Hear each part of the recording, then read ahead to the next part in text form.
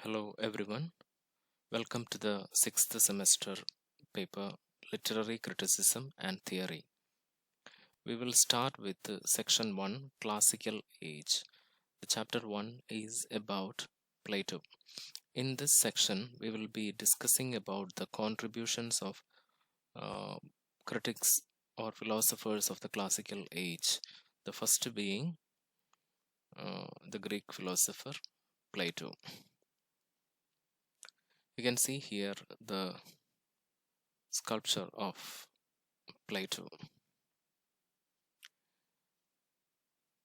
This is just an introduction to Plato, and we will move on to his contributions to art in the next class. In this chapter, we will be discussing about the contributions of the famous Greek philosopher Plato to literary criticism. Plato was not actually a literary critic, he was a philosopher. Among his various discussions, literature was only one of the element. So it was important, it was considered to be important in literary criticism. The year of birth of Plato is not clear. However, it is generally attributed to 427 BC. He died in 348 BC.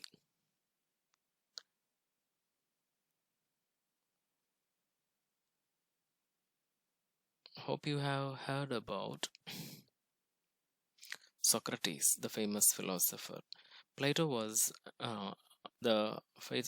Plato was the most famous disciple of Socrates, and Aristotle was the disciple of Plato.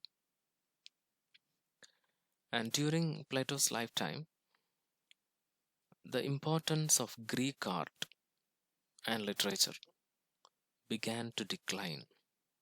Before his era, famous writers like Aeschylus, Sophocles, Euripides, and Aristophanes had established their glory through their dramas. You are familiar with, you have gone through a paper called Reading Drama, and you are familiar with these names. Phidias and Polygnotus were two others who represented the glorious period of Greek art. However, during Plato's period, the place of art and literature was taken by philosophy and oratory. Oratory means the art of speech. So, there was a glorious period of literature before the era of Plato, and during those era, these famous writers like Aeschylus, Sophocles, Euripides, and Aristophanes lived. But during the period of Plato, Aristotle, uh, the status of literature and arts began to decline, and that place was taken by philosophy and oratory. Some of the famous philosophers of this period were Parmenides, Empedocles, and Socrates. Famous orators were uh, Gorgias, Antiphon, and Lysias. Philosophers discussed matters of concern, importance to citizen and state. As part of this inquiry, they discussed the value of literature to the society. Thus, Plato had his own contributions to the evaluation of art and literature. That is how literature comes under discussion. Not that they are literary critics. They discussed about various concerns, various matters of concern to citizen and state. And as part of that, they considered the value of literature to the society. Plato was not a literary critic, as I have already told you. He has not written a work of literary criticism as well. He was interested in philosophy only. His great contribution to the world was his book, The Dialogues. It is written in the form of questions and answers, hence the name. It is collected in the form of book today. You can see great dialogues of Plato published in recent years, which includes all his famous dialogues. The structure of the book is like this: several important questions are asked, and answers to them are given by learned men. The chief among them were Socrates.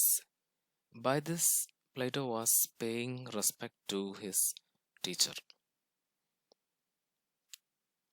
Plato's discussions on literature appear on various dialogues, like these are the names of various heads of dialogues: Ion, Crito, Protagoras, Gorgias, Symposium, the Republic. Republic is said to be the most famous among them: Phaedo, Philebus, and the Laws. So these are the factors you should keep in mind as an introduction to Plato. And in the next class, we will move on to his view on art.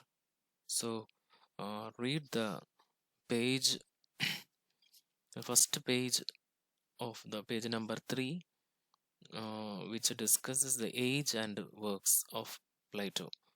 After watching this video, please read this. We will stop this here. Thank you.